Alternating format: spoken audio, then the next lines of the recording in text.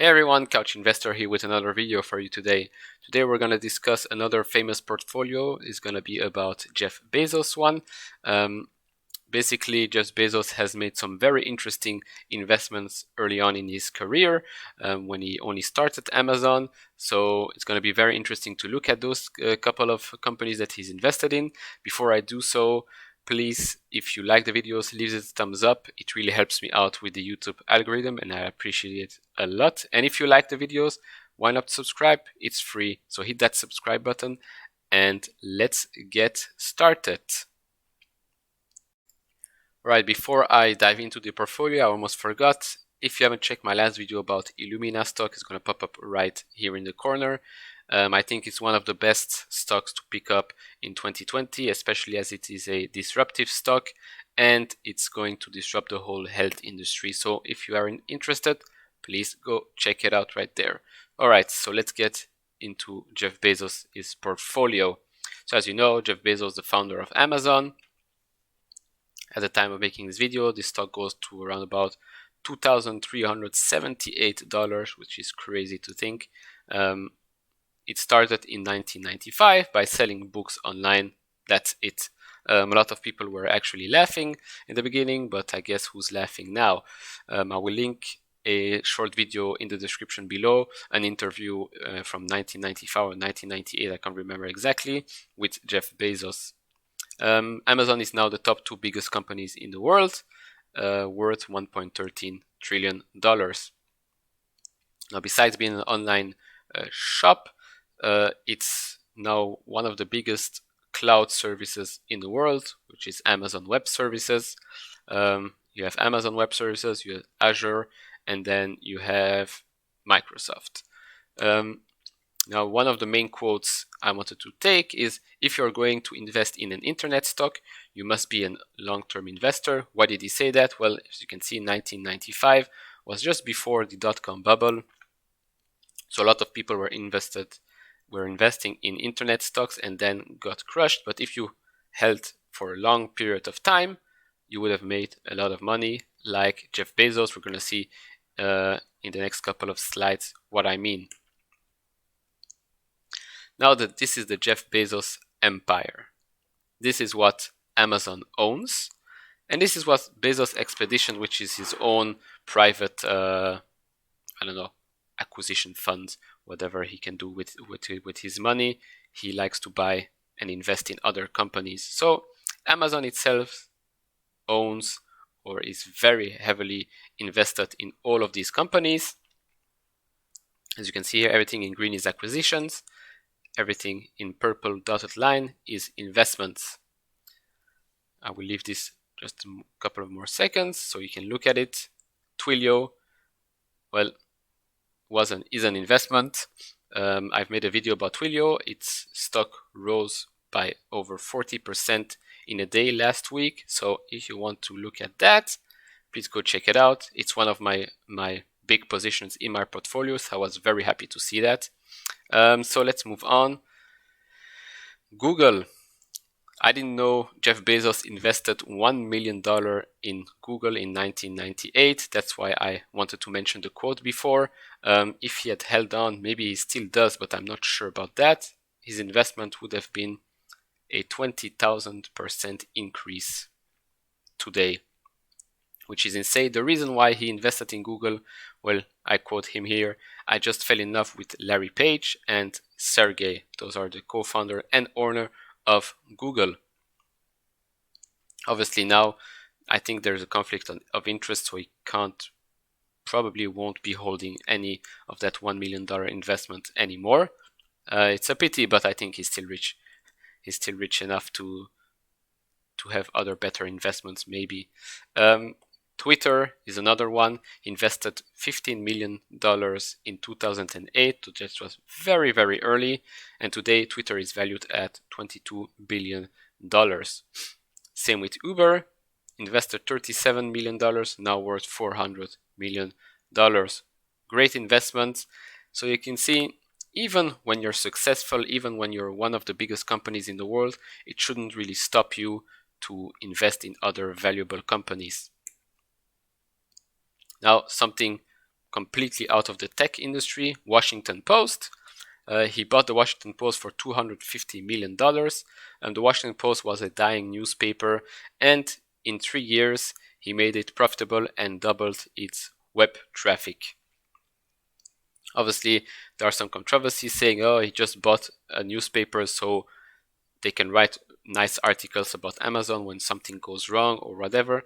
Maybe, and most probably that's true, but it's still amazing to see that they turned this dying newspaper in a profitable company in 3 years and double its web traffic. Now, he entered one of the biggest acquisitions.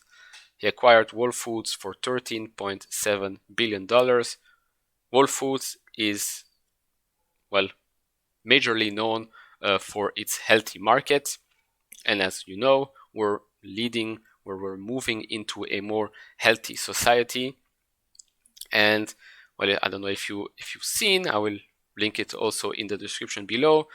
In Seattle, the Amazon supermarket, where you just walk in, you take your food and you go out. Payments happen automatically. And I think it was a major play by Jeff Bezos to acquire a super large food chain into his Amazon empire, especially as we move into a more healthy society. Now, the Washington Post wasn't the first news type of acquisition he made. He actually bought Business Insider for $5 million in 2013. Small investment, but still very interesting website with very interesting articles. He was an angel investor in Airbnb with a $112 million investment, probably worth way more today. Another very interesting quote here: what we're going to be able to do is take some of our resources, some of our technological know-how, and expand the Whole Foods mission. That's, well, obviously when he bought Whole Foods, Amazon was the more technological know-how, and well, Whole Foods was the whole food industry, and mix that together, you get one of the most powerful supermarket chains in the world, if not, well, in the States probably right now. All right, two interesting ones. Let's start with Blue Origin. Blue Origin is one of those space traveling companies. You have obviously SpaceX. Both of them are battling it out. Who's gonna bring space tourism first to the public? There's also Virgin Galactic coming into play, but Blue Origin and SpaceX are already working with NASA, and whoever gets there first will probably get a major deal, because it's been a while since people have gone to the moon, and like Elon Musk said, it's time we get to Mars. So it's going to be interesting to see, but again, this is private owned companies, so you can't really invest in Blue Origin directly. Then comes a major player in the whole Amazon ecosystem, which is Alexa. Alexa is basically a personal AI butler. As of now, I would say very limited capabilities.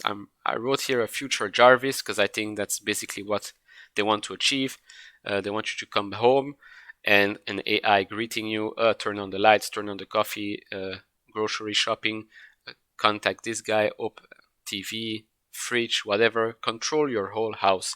Maybe in some houses this already works, but I think you can take it to the next level, as I wrote a future Jarvis. And the amount of data Alexa collects, it's insane. It's going to be the same with Google. It's the same with Siri. So don't be surprised if in a couple of years your Alexa, Siri, Google is going to be able to do lots and lots of more things in your house. Now, another major investment, and a very good investment in my opinion, was Twitch. He bought it for $917 million in 2014. What is Twitch? Twitch is basically a gaming streaming platform. And in recent years, I don't know if you noticed, but gaming has become a world phenomenon. I will make a video apart on the whole gaming industry and how you can invest in it, because I know a lot of people are interested but don't know how to invest in it. So I'm gonna make a video about that. Basically, it's the YouTube of gaming. Obviously, I know YouTube has gaming as well, but Twitch was there first. That's why there's more traffic and more viewers on Twitch than on YouTube, and especially on Mixer and Facebook gaming as well. Again, super nice investment. Now they added a esports tab. Basically, if there is a tournament, it streams on Twitch as well, and you can watch it, which is amazing. By the way, there are more viewers during League of Legends finals than there are, I think, in NBA finals and American football.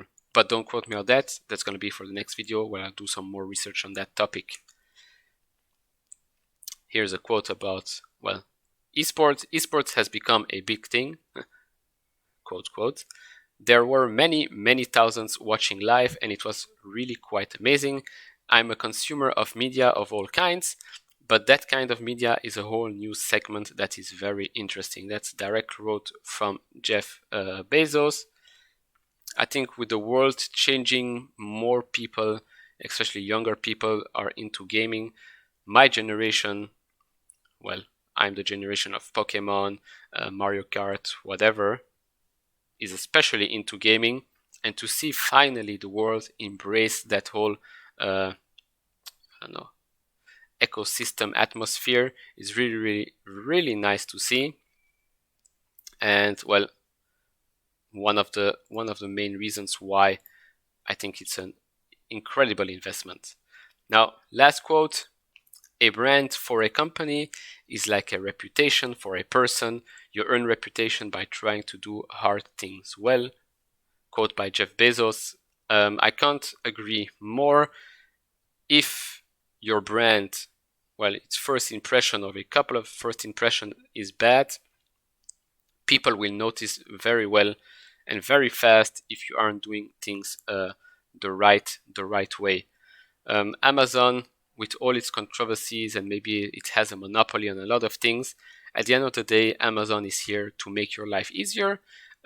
Whether you like it or not, it's here to stay. Yes, it's eating up small businesses, but those small businesses can easily adapt and be a business online on Amazon and generate as much traffic or even more than it has before. To conclude, I think Jeff Bezos has been amazing for Amazon. It's amazing to see that even with all the riches and with all the glory that Amazon has given him, he still invests in very good companies. He's still trying to grow immensely. I know Amazon's goal is to grow into India. India has over 1 billion people.